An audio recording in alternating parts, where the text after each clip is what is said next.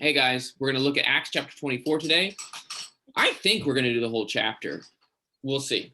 You know how I go. Sometimes I just slow down, but we will see what's going on. In our last class, we talked about how they were going to try to kill Paul. Remember the guys who said, "We will not eat food until we kill this guy." And then we kind of wonder if they still haven't eaten food yet. But Paul was able to be saved by the Roman guards, and they take him to another place. And so we are going to pick up in Acts chapter 24, where Paul is in that other place. So if you have your Bibles, you can open up to Acts chapter 24, and we will read. Acts 24. And after 5 days, the high priest Ananias came down with certain elders and with an orator, one Turtulos, and they informed the governor against Paul. Right? Does that make sense? The high priest comes down, elders come down, and an orator. What's an orator? An orator? What it is? Someone who is. So it's a spokesperson who talks. Yes, someone who is really good at talking. And so you can kind draw of like him Mrs. like Peacock. You can just draw like this, and how he has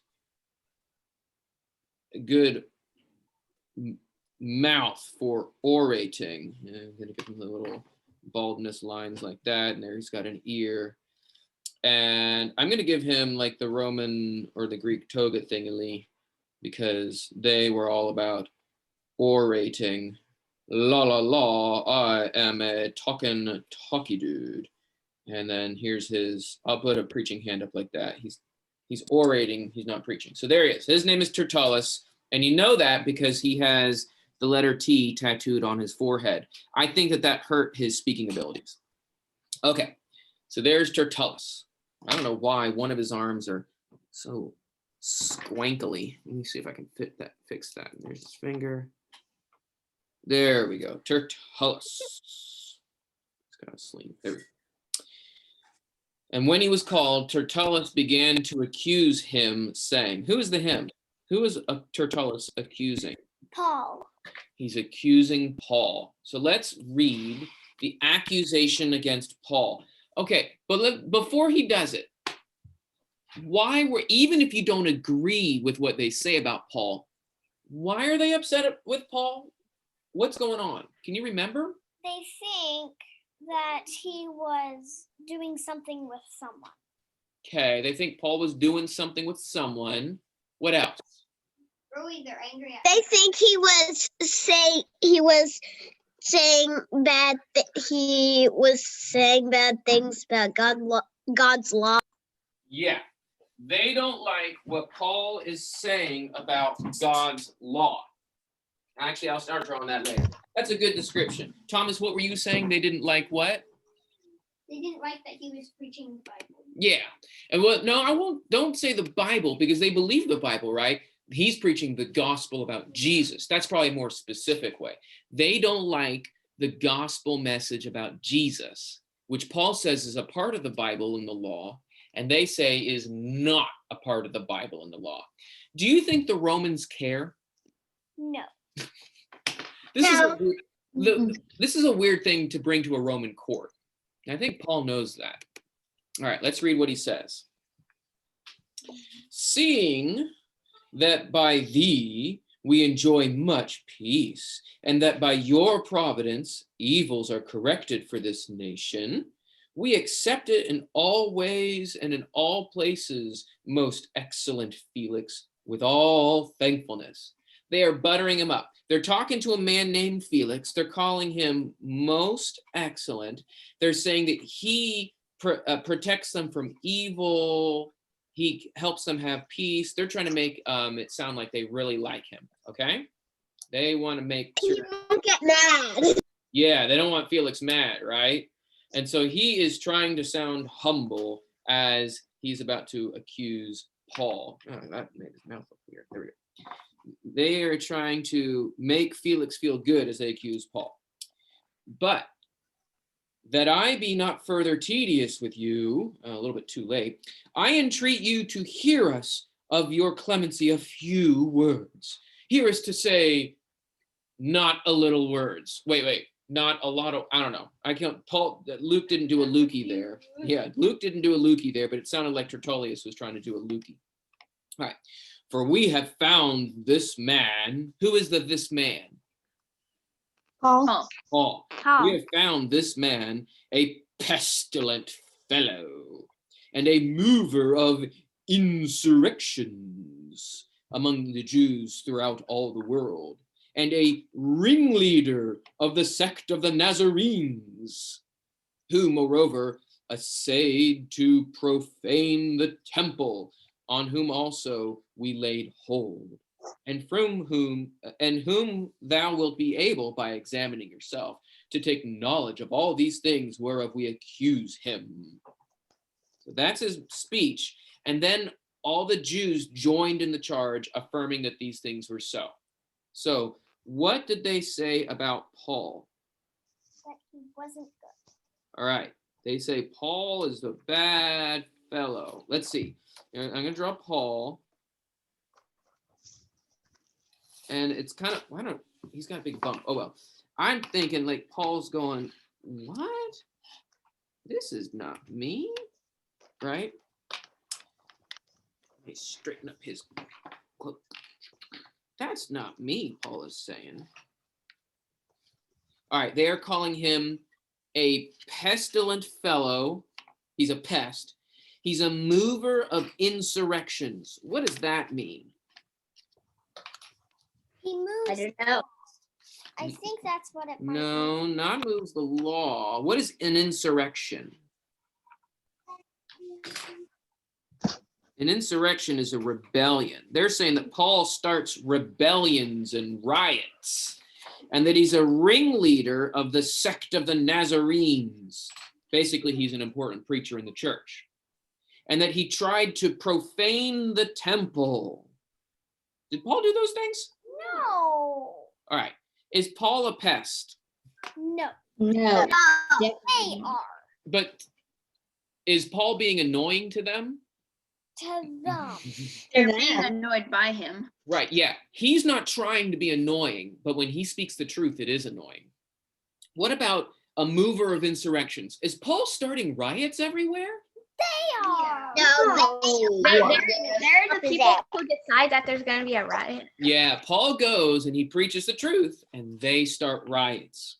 What about he's a ringleader of the sect of the Nazarenes? No, he's just a preacher of the gospel.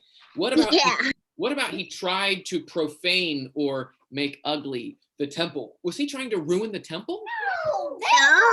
These are all bad accusations. They're lying at themselves. And the Jews were saying, yep, these things are so, these things are so, these things are so. Paul's like, what? You haven't even seen me do it, so it's not true. Yeah. So let's see if Paul can answer for himself. And when the governor had beckoned him to speak, Paul answered. So now Paul gets his turn. We could almost draw Paul the same posture as this guy. You could draw him like that with his, because he's probably going to do that same kind of thing. There's his beard, there's his hand. Mr. Dan, we can't see it. Whoa, there you go. You can draw Paul orating, because don't you think Paul could be an orator as well? Yes. He's a pretty good speaker, so I'm going to draw him similar. Okay, so there's Paul. All right, now I'll read it while you guys keep drawing him. For as much as I know that you have been many years a judge unto this nation, I do cheerfully make my defense. Is Paul grouchy and angry and frustrated? No. He said cheerfully. Yeah. Don't you think that since people have been trying to kill him and murder him and start riots about him, that he would have a hard time being cheerful? Yeah. Yeah. Isn't Paul a good guy? Yeah. I like Yes. Mm-hmm. He's trying to be cheerful. Seeing that you can take knowledge that it is not more than 12 days since I went up to worship in Jerusalem. He hasn't been here very long, has he? Only 12 days. That's not even 2 weeks. And neither in the temple did they find me disputing with any man or stirring up a crowd, nor in the synagogues, nor in the city. Could you find Paul arguing and stirring up riots in the temple, in the churches, or anywhere in the city? No. Nope. Neither can they prove the things whereof they now accuse me. They can't prove it. They could say that I am made out of solid gold, but they can't prove it. But this I confess to thee, he keeps talking, that after the way, which they call a sect. What is the way? What does he mean by after the way? My Bible has the word way in capital letters. Jesus. The way of Jesus, sure. I'm going to call it gospel. But you're right. It's about Jesus. According to this way, according to the way of Jesus, according to the gospel, so I serve the God of our fathers, believing all things which are according to the law. Isn't Jesus according to the law of God? Yeah. Which are written in the prophets. Isn't Jesus written about in the prophets? Yeah. Having hope towards God, which these also themselves look. Do the Jews look for hope in God? No. Well, they do. Yeah, but not right now. They're not hoping in Jesus. So he's trying to say, look, according to the law, according to the prophets, and according to the hope, I am preaching Jesus. Do they like that it's about Jesus? No. Mm-mm. And that there shall be a resurrection, both of the just and the unjust. What does it mean, resurrection? You guys know what resurrection means, right?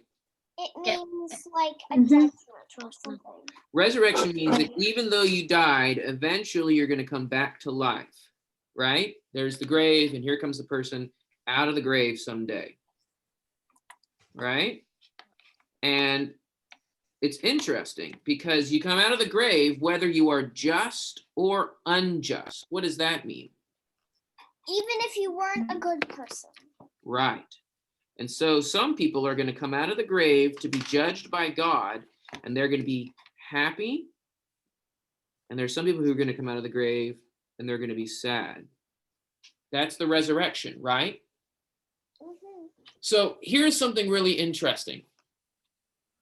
Is Paul just defending Paul, or is No. Paul preaching the gospel? He's preaching. He's defending the gospel. Yeah. He is not just concerned about himself. He's doing it. He's preaching a sermon. Paul, you're in court. You need to protect yourself. No. I'll just preach. I'm going to preach about Jesus for a little bit here. Isn't that neat? Yeah. He found a way to talk about Jesus in a very complicated circumstance. I need to get better at doing that. Talking to people about Jesus and the resurrection. Paul did it. That's really cool. I think it would be good to practice like always adding Jesus in the conversation. Yeah, we can do it just with our friends at church and things like that too, so that we get better and better at it, right? Mm-hmm. Herein do I also exercise myself to have a conscience void of offense toward God and men always. He says, I have been good. I have not been a jerk, right? And that's Paul. He's just been a good guy. Now, after many years, I came to bring alms to my nation and offerings. What are alms? Like Money offering paid nice things. for the poor, right? Yeah, Money that's the money for the poor. And so Paul says, I came back bringing money for my people. Does that sound like what a riot starter would do? No. No. Is Paul going to come back with money for the poor and destroy the temple? No. No. So he's proving that he is doing good things for God's people. I came bringing alms to my nation and offerings, amidst which they found me purified in the temple. How was Paul the day they started a riot against him in the temple? He was purified. How does that fit the story? Do you remember that? That was when Was it when he shaved? other guys shaved. Yeah, those guys that were doing the vow and like they're cutting the hair and they all purify themselves. Was he anti-temple or helping temple and worship? Helping. Yeah, Helping. he is proving it. They can't prove it, but he sure can. With Because he was no there. crowd, nor yet with a tumult, but there were certain Jews from Asia. Here are the troublemakers, he says. The Jews that were traveling from the area of Asia, right? Who ought to have been here before you and make accusation if they had aught against me. Were the Jews from Asia there at court? No. No. His accusers weren't even there. There was no evidence or anything. He's saying this is a bad court case. They're not even here. Paul's a pretty good speaker. Or else let these men then And the other guy. let these men themselves say what wrongdoing they found when I stood before the council, except it be for this one voice that I cried unto them, saying, touching the resurrection of the dead, I am called into question before you this day. Remember when he said that? He said, I am preaching about the resurrection of the dead. And remember how the Pharisees and the Sadducees started a big argument about that? Salt and pepper fight. Oh, yeah, that's right. That was a salt and Salt and pepper pepper fight. See if you want to draw salt and pepper shakers. Here's another one. Darker for pepper.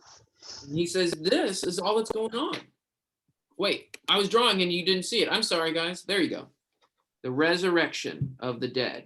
He's not talking about just our resurrection someday. He's talking about the important resurrection of Jesus. Okay. So what we have here is Turtulos, who makes a very flowery and beautiful speech saying, Paul's a bad guy, right? Okay. Mhm. And then Paul comes in. Does Paul speak rude? No, he speaks nicely because he's And a Roman and he's right. And he's also saying nice things to Felix, right? He's not saying, well, Felix, I think you're a jerk. No, he's speaking nice to Felix. But He's being respectful. He's being respectful, yeah. He's in jail, but he's still being respectful. He says, I brought alms for the poor. I didn't come attacking the temple. I came purified and clean. I didn't come like some sort of angry jerk. And they don't have any proof. And where are my real accusers? Now, this is something that's really interesting to think about. And I'm going to write the word up on the board. Paul is showing himself to be purified. Well, true. I'm going to do a different word, though. Purified is good. Blameless. Blameless, right? Have you heard that word blameless? Mm-hmm. Mhm. Well, here is Paul. He's got an ear, he's got a head, giant head today, apparently. And he's got his preaching hand out. Usually he's got a giant body. Yeah. So there's Paul. There's Paul. Oh, I got to give him green clothes on. He is saying, essentially, they're blaming me of a bunch of stuff. They're saying I've done these things. But what does Paul say that he is? Blameless. Blameless. Blameless. Mm-hmm. Now, does that mean you can never accuse Paul of anything? No. No, they're sure accusing Paul of stuff. And what about this? Does that mean Paul has never done anything wrong? No. Can you think of something that Paul did that was wrong? Be He bad. persecuted the Christians. He persecuted the Christians. So, That's like the one thing yeah, he did wrong. that's the thing that we know. And do you think maybe he did something else someday? Yeah. Probably. I'm not saying he's a bad guy, but we all kind of make mistakes. So is he saying, I've never made a mistake when he talks about this idea of being blameless? No, he says, right now I am No. blameless. I was Mhm. not blameless. And so here's an important thing to think about. When Paul writes about being blameless, he writes about that in a lot of his letters. And so I know that Paul really thinks that this is an important word. Here is some evidence that makes Paul blameless, okay? He brought alms for the poor. Remember that one? Yeah. He was generous, he was giving. He was purified.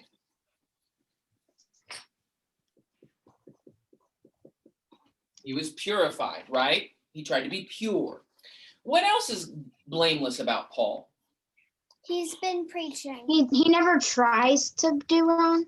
He just Like that time he spoke to the high priest, but he didn't know it was the high priest. Yeah, that's a good one. So I'm just going to say he tries to be good. There's all sorts of things that we can put in there, right? Paul's just a very busy guy. But this is the big thing. Did he say, ooh, if I bring money to Jerusalem, I'll be blameless? No. No. He's being a good guy. No. But when we try to do these good things, do you see how it helps you? If you fill your life with loving and helping and giving and serving, and somebody says, And selfless. I think you are the thief who stole the Statue of Liberty. I was like, no, I've been busy bringing alms for the poor and purifying myself and going to Bible classes, and there's no way I could steal the Statue of Liberty. Anyway, it's too big. And so the point there is Paul was busy with righteousness. Do you see how that helps him? That's how we can be safe, when we fill our life with righteousness. All right, let's see. All right, Turtulos talked about him, and then Paul talks about himself. Let's see what happens. Oh my goodness, here we go. We know what he But after certain days, here, wrong paragraph. But Felix, having more exact knowledge concerning the way, deferred them, saying, when Lysias the chief captain shall come down, I will determine your matter. And he gave orders to the centurion that he should be kept in charge, and that and should have indulgence, and not to forbid any of his friends to minister unto him. So I'm going to draw Felix here. I'm going to give him a crown. He's not the king, but he's the governor ruler, okay? Give him a mustache. And he's pointing that Paul needs to be kept under house arrest. He's holding his scepter of kingliness. I don't know. And he's got ruffles. It looks like a baby rat. Yeah, maybe he's a baby. All right, so does Paul get to go free? No. No, Paul does not get to go free. But does he have his hands cuffed? No. No, he is free to be under house arrest. Friends can visit him and he can preach. He just has to stay in that jail. It's not a terrible imprisonment, but it is imprisonment. Do you see how that? He kind of had to put him in jail because he believed him. And then because he also believed him, he didn't exactly do it completely. Yeah, we just need to wait and see what's going to happen there, right? All right. After certain days, so Paul is there for a while, right? Felix came with Drusilla, his wife, which was a Jewess, and sent for Paul and heard him concerning the faith in Christ Jesus. So the king and his wife shows up. So here we go, the king. He's got his mustache still because he didn't shave it off. And he comes to hear Paul, and he's still got his king thingy that looks like a big baby rattle. He's got the kingy foots and things. And then his wife, we'll make her pretty with lipstick and earrings, big old jangle. Ballerina flats. Ballerina Mr. flat, Dan? yeah.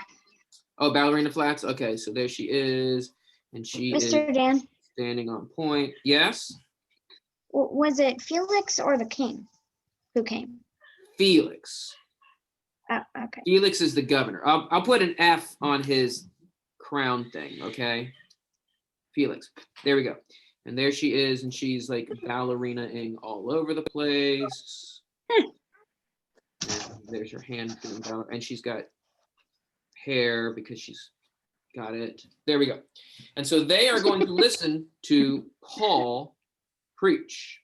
And as you guys have pointed out, he preaches up a storm. I didn't realize I said it so much, but you guys have pointed out that that's all I ever say, apparently. Okay, so there he is. And so he's preaching about the faith in Christ Jesus. That's probably just another phrase for the gospel, right? Now we're about to read one of my favorite verses in the whole Bible. It's Acts chapter 24, verse 25. It's easy to remember. It's 24:25. I don't know if that's easy for you to remember, but it's kind of easy for me to remember. It's a fun verse. I like it. And as he reasoned, preached of righteousness and temperance, that means self-control. He reasoned about righteousness, self-control, and the judgment to come. Felix was terrified and answered, "Go away for this time, and when I have a convenient season, I will call unto you." And he hoped also that money would be given him of Paul, whereof he sent for him all the oftener and communed with him. But when 2 years were fulfilled, Felix was succeeded by Porcius Festus. So there's a new guy with a new hat, and he has PF on it. He's looking up at his hat. He's got goatee. This is the new guy.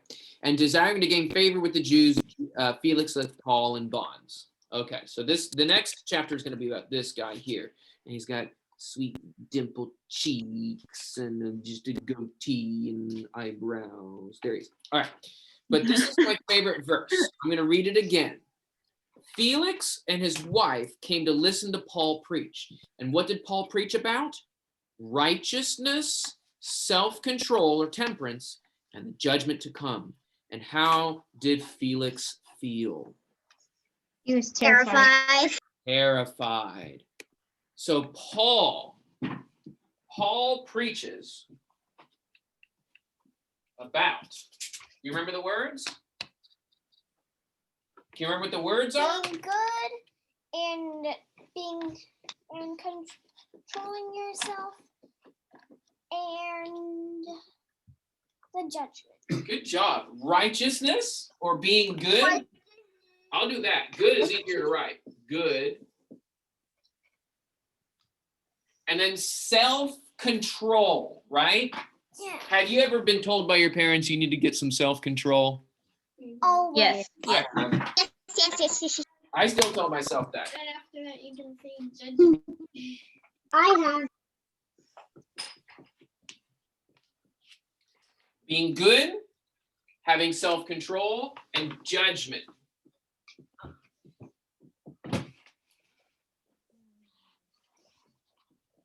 Judgment is so big, it's even taken up his body. All right. Being good, self-control, and judgment. And I like this. I think it was, it might have been Mr. John Fote who pointed this out. These three things, that's like a whole sermon. We need to be good. Okay, sure. I like that. That makes sense. You need to have self-control and really do it.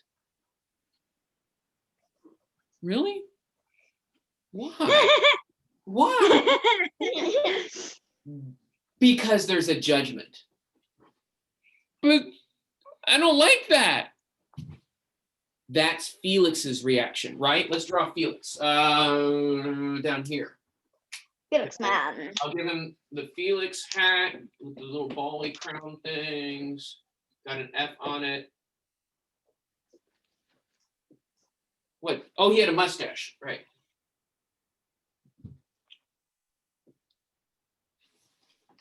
And he's sticking his fingers in his ears. Oh, got to draw an ear and a finger going into it. I don't want to listen to this. I don't want to listen to this. What about his wife? We don't know. We don't know what his wife thought. But he surely didn't want to listen to it, did he? So there he is. I'll even put him in a royal, I don't know, he's not a king, but I'll give him a purple anyway so he can have some color. Does Felix want to learn about righteousness being good, controlling yourself because there's a judgment coming? No. He doesn't. So here's my next question. Do you? I'll tell you what. You just heard an entire chapter about it. Didn't you? What isn't this righteousness? What we were talking about, being blameless? Isn't that what he was doing? What about self-control? Did Paul have self-control? Yeah. Did it encourage you? Yes. Paul can have self-control. Maybe even I can have. I've made a lot of mistakes, but maybe I can do better at self-control.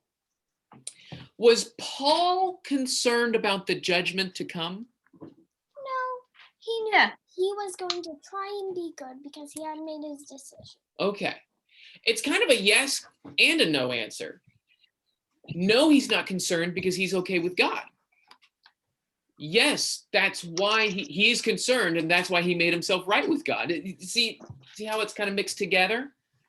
Paul focused on learning about righteousness, self-control, and the judgment to come, and stopped being bad, and used God and said, please help me and help me to be better. What did Felix say when he heard that? No. I don't want to listen to this. No.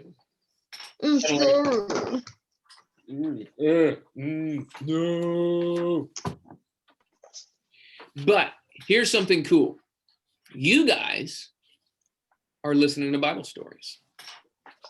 You're taking notes by drawing pictures. You're thinking about it with your noodle brains up in your pasta head.